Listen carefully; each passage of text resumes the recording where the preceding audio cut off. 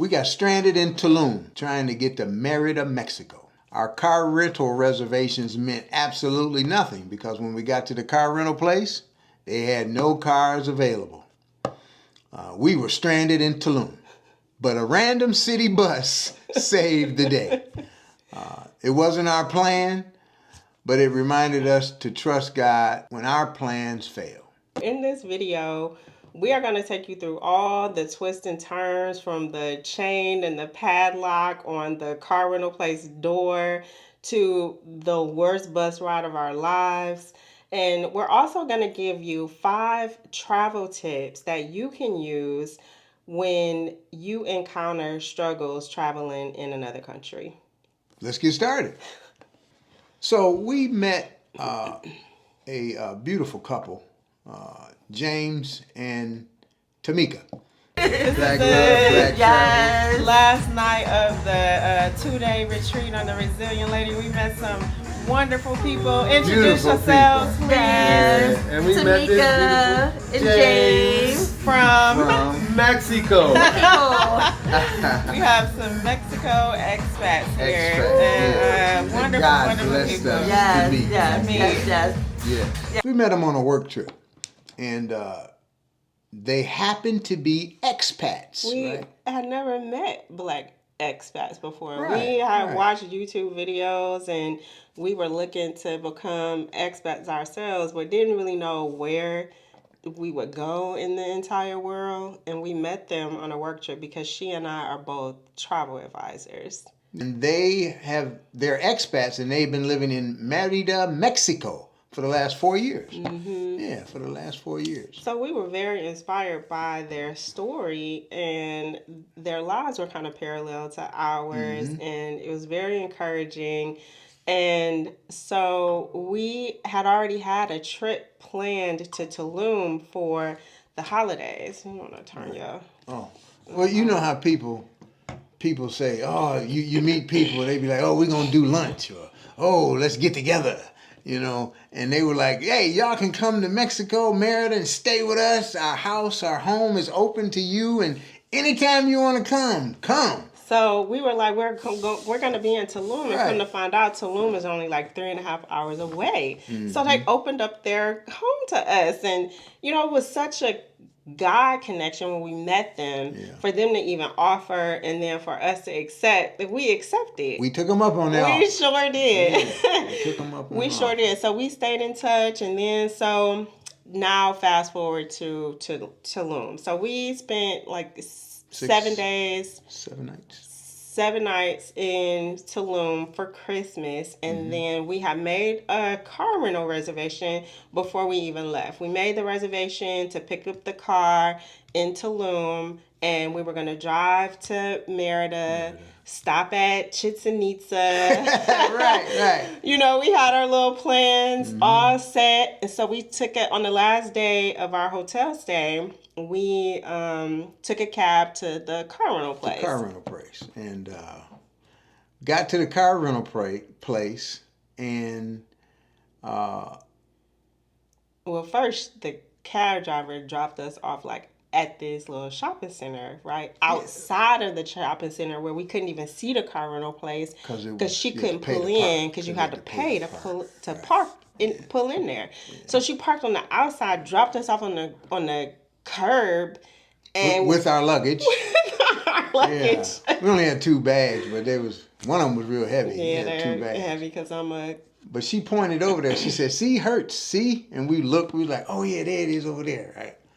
But really, we didn't even see the sign to the door. We just saw the signs on the parking spaces where you drop the cars off. Right. So at least we saw Hertz, right? So it's hot. It's Mexico. It's hot.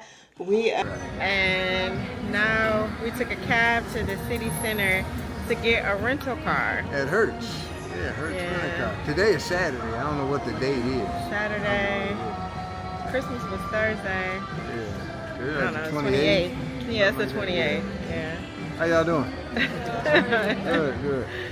And so we're going to get a rental car, and drive up to Mérida. We got to stop at Chichen Itza first. No way. All right, we'll check back in with y'all when we get in the car. Right. And my baby ain't used to getting hot. She gets sunsick, y'all. But anyway. So we pulling our luggage across the parking lot. And then Wendell says, there's a chain and a padlock on the car rental place door. He was like, what's up with that? And I was like, wait, what? Right. It's a lock and chain on the door and a sign in Spanish. It was partially in English, but like broken English. So we didn't really know what was going on. Right. So we saw this guy, Wendell saw this guy walking by with a shirt on. He looked like he worked somewhere. Right. So he stopped. He didn't speak English, but he, opened up his phone. He read the sign and he told us where it was. So apparently the car rental place had moved a couple of blocks over and was in a or some shopping center. Super Aki, right? Mm-hmm. Super Aki across 2 blocks over on the other side of the expressway. So I put it in my phone and it said it was going to be a 10-minute walk. So we like, okay, let's go. Let's go. We're here now. Yeah, because I'm thinking, I'm about to get in an air-conditioned car. We about to go to the grocery store, get some snacks and hit the road, and go to Chichen Itza. So we end up walking, dragging our luggage to the across 2 blocks over to the Aki. Super Aki. Mm-hmm. And it was a challenge getting across the streets because they don't have the handicap ramps. Yeah, like there's no ramps in the curves is like this high. Yeah, really so we high had to curves. So pull out and barely in these sidewalks. Mm-hmm. But anyway, we make it over there. So we make it over there and we walk into place. And we, hey, we got a car rental reservation. Where's our car? Here's our reservation number. Confirmation number. Here it is. So he slides this piece of paper across the table. Right. Like a white piece of paper with all these names on it, at least 20 names on it. And I'm looking like, what do you want me to do with this? And he said, this is the waiting list. Mm-hmm. So he said it's the waiting list for car rentals. Long story short, they expected like 8 cars to come back that day. And I'm like, well, there are more than 8 names on this list. So are you saying that we won't get a car today? And he was like, yeah, you won't get a car today. So as we were walking, we noticed that there were like several other car rental places along the way. But, I'm like, well, we're going to go where we have a reservation. But that reservation didn't mean a single thing. Nothing. So we walked back across the street. That was a journey in and of itself. Mm-hmm. Went across the street, down the street. We went to about 6 different car rental places. Right. No cars in Tulum. We went to 6. We went to National, Enterprise, Budget. Like big name brands. And then it was one little sly Hustle guy. Man. Right? Hustle Man was standing outside. And he was watching us. Everybody knew we were tourists, right? Because we dragging our bags. Dragging luggage, And Hustle Man was standing up against the wall. And he came up to us. He was like, I got a car. I immediately tuned him out. Because I'm like, how do you have a car? And nobody else does. I got a car. So inside, I'm panicking. And I'm like, okay, I guess we're just not going to make it to Mérida this time. These are the things that I'm thinking. I'm like, we're not going to make it. Let's just go back to the resort or see if we can get an earlier flight. And so we took a minute to sit down and just gather our thoughts. And I called Tamika. You took a minute because, I was in vacation mode. That's true. I'm like, hey, we'll get there one way or another. But I could see the wheels turning. Yeah, because the plans were just like right, the plans crumbled. Right. Hey, but get back to Hustle Man. He said, I can get this car. It's right here. He was just going to be 7,000 pesos. $350 a day. $350 a day. I was like, nah, bro. No, thank you. No, thank you, but no thank you, Hustle Man. Right. So I called Tamika, and she's a fellow travel agent, so she was able to get online. Oh, and our cell phone service was not the best at all. It was not great. The service wasn't great. So she was able to get online, and there were no cars available in the area for the entire day. We even called back to the resort where we were staying because it was a car rental place in the at the resort. National car rental. In the lobby. So we called them. I talked to that guy. He said we won't have any cars for the next 2 weeks. So we were like, okay. So James and Tamika came up with a plan. Something that we didn't even think of, right? So they were like, the best thing to do is to take the ADO bus. But there were no ADO. ADO is ADO bus. Yeah, it's a bus line in Mexico. They didn't have any direct routes from Tulum to Merida. Mm-hmm. But what we were going to have to do is take a bus from Tulum back to Cancun, then take another bus from Cancun to Merida, which was going to be about 5.5 hours. But that was really our only option. So,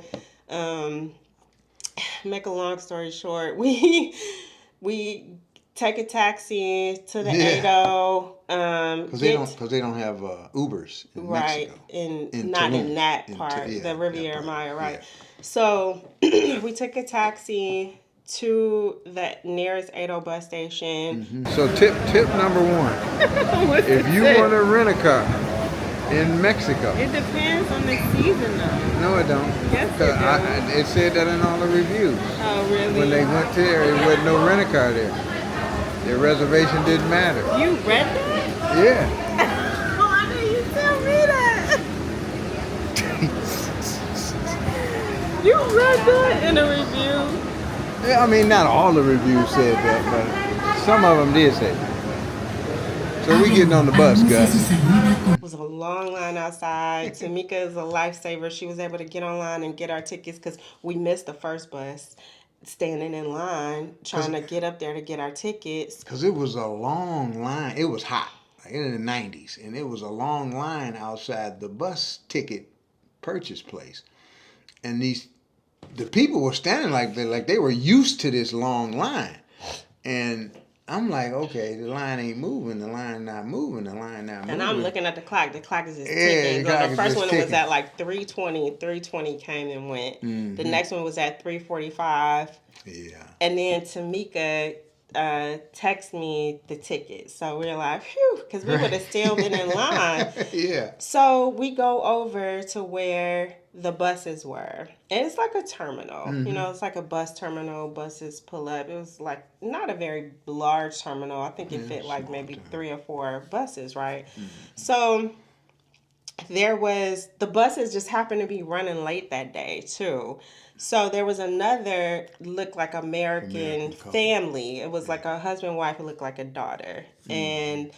And I said, what bus were they waiting on? And they were waiting on the same bus we were. So we did start up a conversation where they were from. They were living in Playa del Carmen. For the past 2 years. Mm-hmm. Yeah, but they were originally from Maine, I think, right? Yeah. So they were familiar with the bus situation because they went to Tulum for a party and then they were headed back home. So we're sitting there talking and I told them the whole story and they were like, oh no, you got to go all the way back to Cancun and then go to Mérida. And then while we were standing there talking, it was a bus there. Now the ADO bus is this big red bus, right? Yeah. So we're like got our tickets and we don't speak Spanish. Everybody's speaking Spanish.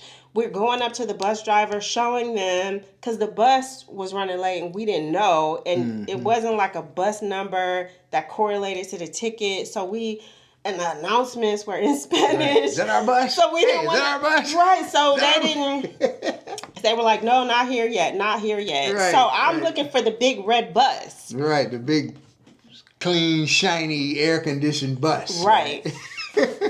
But there's a bus in front of me the whole time. I saw the bus. You saw the bus? I saw the bus. Okay. And it said Mérida at the top.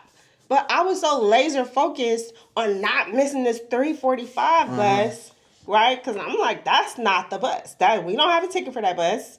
Ain't no plans for us to get on that bus. I don't know where that bus is going, right? But then eventually you said, that bus say Mérida? No, it You was didn't? the lady. Oh, okay. The lady in the cup with the couple, she was like, that bus is going to Mérida. Yeah, because it said Mérida on the I thing was at like, the time. and it was like it don't. I was like, it is. So I went up to the bus. I walked in the bus, and the driver was sitting there. I said, "This bus going to Mérida?" He was like, "Yeah." I was like, "Well, how much?" And I think he it was. didn't speak English. Yeah, he didn't speak English, so I had to figure out how much it was in American, but it was like 638 pesos or something like that. But we had exchanged some USD to pesos. Mm-hmm. So we were like, cool, you're going to Mérida? Here go to 636 pesos. Let's roll.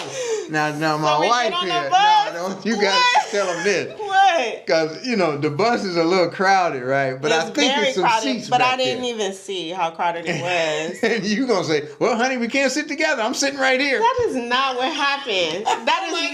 That's not what happened. So, I was like, so I got on and I was like, I can't remember. I said it's only 2 seats left. I remember. I said we can't sit together. Yeah. And then you were like, you sit right there. So I did. I sat in the first seat and then I just sat there. I ain't even And you look turn back. around and look at me. So I'm walking. I'm like, oh, shoot, ain't no more seats left. So I had to stand up.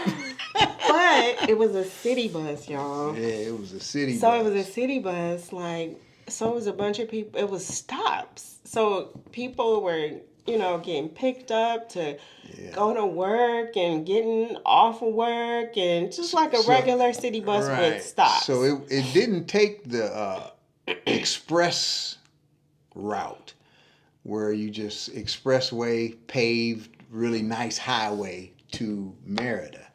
It went on a back road, right, through all these small towns and communities.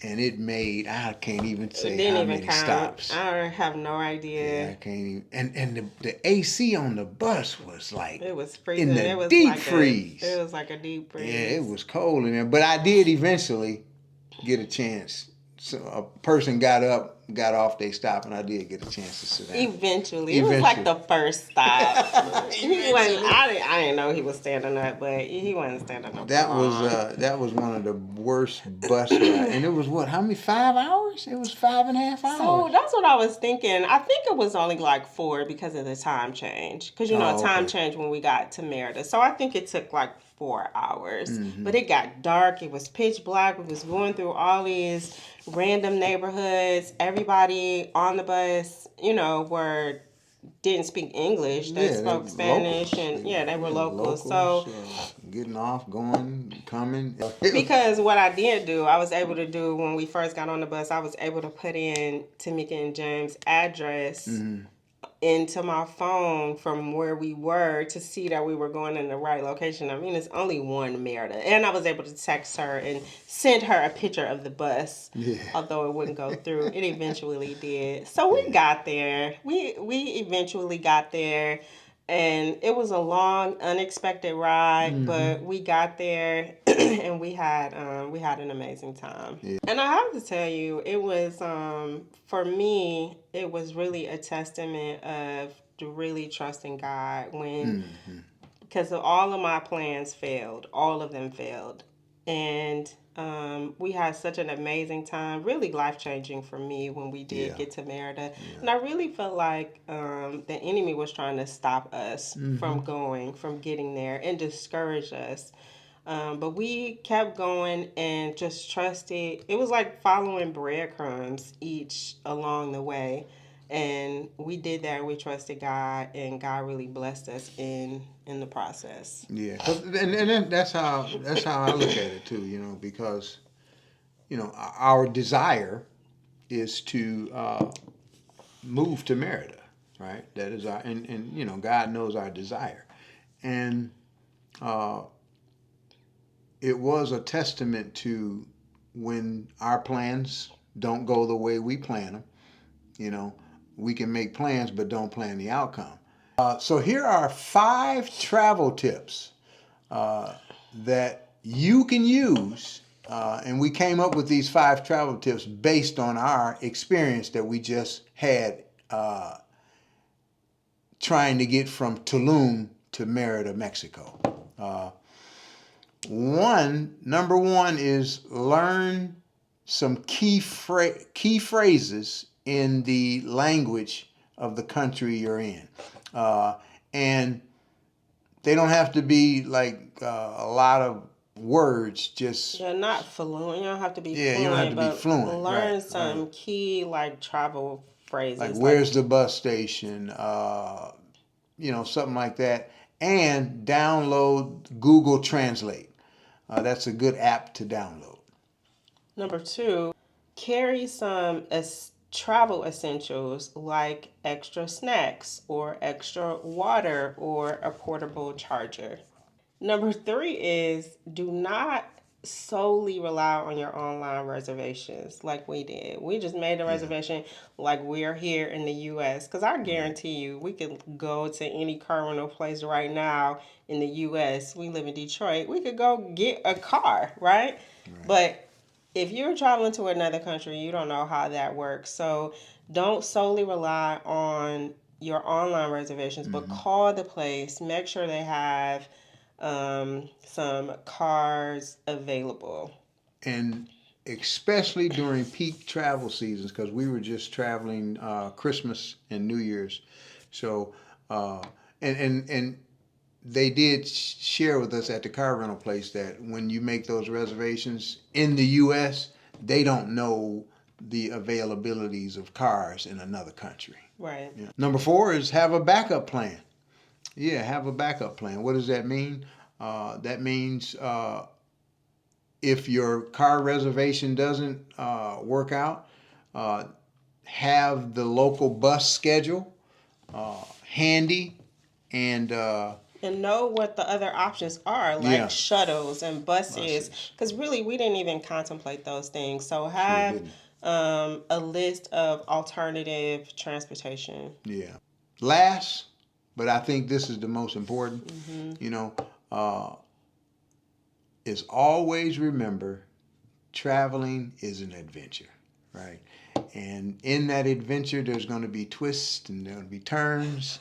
There's going to be joys. There's going to be pains. And stay calm and trust God. So if you enjoyed this video, we actually had a similar little mishap in Los Angeles when we got to the hotel, and they didn't have any hotel rooms. Long Beach. So if you want to watch that video, we'll list it below so you can watch that video.